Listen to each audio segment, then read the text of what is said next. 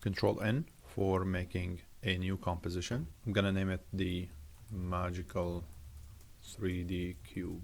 Then I'll check the resolution and frame rate, and I'm all good with these. So I'm gonna click OK. Next, I'm gonna click G on the keyboard, which is the shortcut for the pen tool that you can see here. So G. So with creating shapes, if you click and hold Shift, and then you click that, you would notice that it would lock as close as possible to either vertical or horizontal or diagonal with 45 degrees. So that is helpful for making a precisely angular shape. So I'm gonna delete and start over. So click and hold Shift, and then click, and then click. That's gonna be 45 degrees, and then click, and then I'm gonna zoom in and make sure they're on the same level. They're pretty close actually. And now it's closed. If you want to check if it's really precisely on the horizon line, you can click and hold Control and then quotation mark, and that's going to activate the grid. And with that, now that the shape is closed, you select one of the points and then Shift, select the other one, and then you can click and drag them up, and now they are on this line. This way we would be sure that they are on the same line, which is great. So zooming out, and I'm going to deactivate the quotation, control quotation, deactivate the grid, and I'm gonna click V to go to the select tool, and I'm gonna select on the object, and then I want to kind of make it thinner and slightly shorter. Okay. Next, what I want to do is to have the anchor point in the corner. To do that, there are two ways. I can hit A on the keyboard to go to the anchor point, and I can move the object to get to the anchor point, which tends to be kind of a really easy way.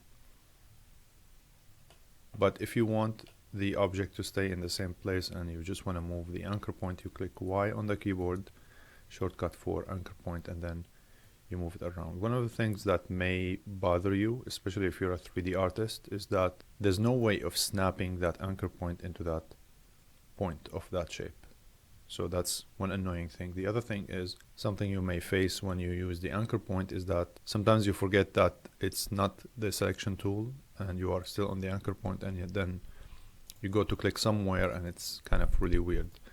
So just make sure once you're done with moving the anchor point, just hit V on the keyboard for select tool, and then you can move the shape however you want.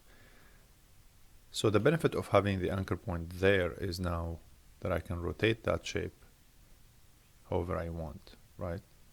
And that's going to give me the ability to form a corner of one of the faces of that cube. Okay, so to do so, imagine if the interface here is the square that I want, because that cube is gonna be consisting of 6 of those faces. So I can start this here. So now you kind of understand what's going to be the process, right? So I can now kind of maybe make it shorter if I want to leave a gap here to make it kind of more interesting.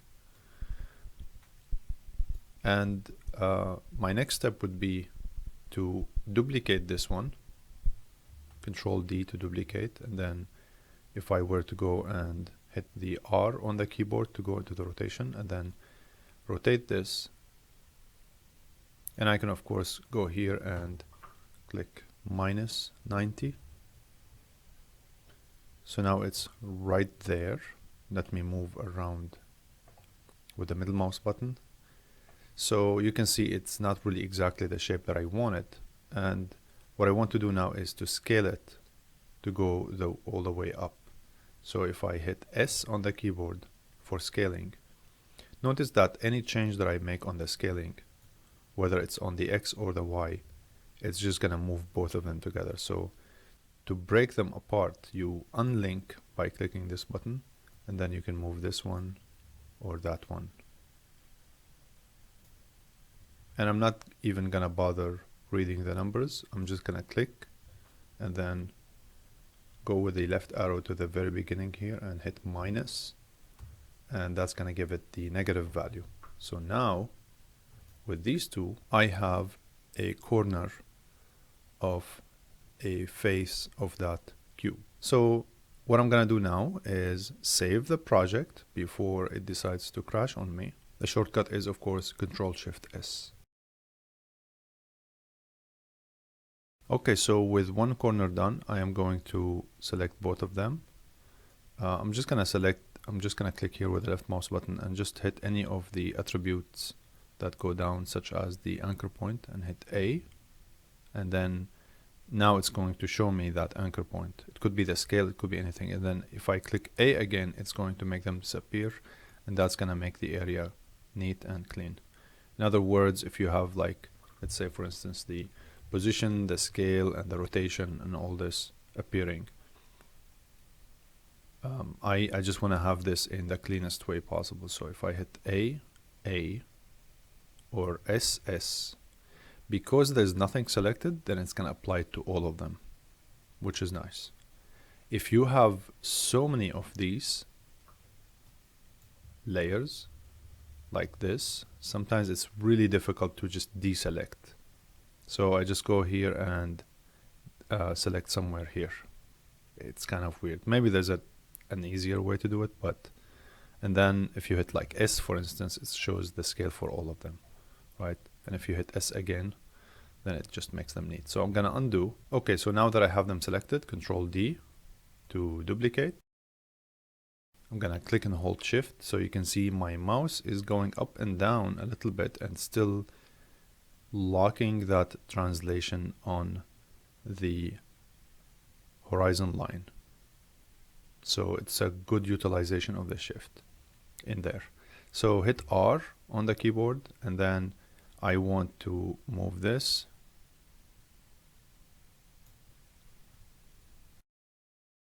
Okay, so that was a precise movement actually. Notice how one of them is 0 and the other is 90. That's because they have different translation information. So in the future, if you face some issues where some pieces are going in different directions, the best way to deal with that would be by pre-composing the pieces that you want them to be together.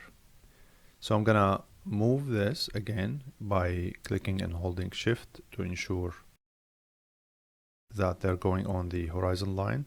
I can see here that they're almost touching. So I don't want them to be this close. I want them to have a gap, just to give a kind of a cooler look for this cube. I'm gonna click left mouse button to move them, and then click and hold Shift, and now it's locking them on the horizontal line. The way that I would prefer to make sure that they're going in a kind of a specific amount that I can mimic later on would be click and hold Shift, left 2, 3, 4, 5, 6, 7, 8, 9, 10. And then if I want a bigger gap, 1, 2, 3, 4, 5, 6, 7, 8, 9, 10. Alright, so now that I have two corners, what I would like to do is to select these two corners, hit Control D to duplicate, and then I want to scale them in the opposite direction, so I would then lift them up to form the upper edge or two corners. So I'm going to hit S on the keyboard, and I want to scale. So notice how it gets really messy now. And the reason for that is that some of them, because of what I duplicated, some of them have linked X and Y, some of them have unlinked X and Y. Okay, so now that I have them all unlinked, keep in mind that these objects have, or these shapes have different orientations. So now when I change the scale,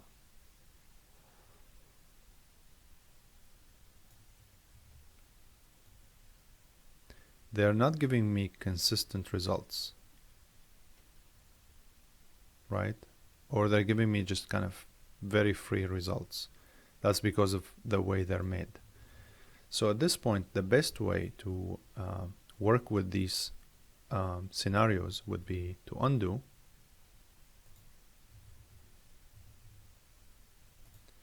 and go back to the point where I have just 4 shapes. And what I want to do now, I can either pre-compose them in a pre-composition, or I can instead parent them to a null object. So right mouse button, new, and I'm gonna go into null object.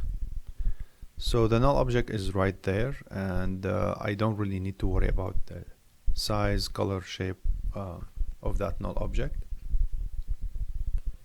I'm just gonna select these objects, and I'm gonna select this whip and parent. So you would notice now you can either do the parenting using the whip, or you can just simply just go here and choose the father, and then it would parent it. But notice how now under the parenting or linking we can see the name of that null object. So if I select the null object now and I move it, they move along with it. I have some lag on this computer, so I apologize about that.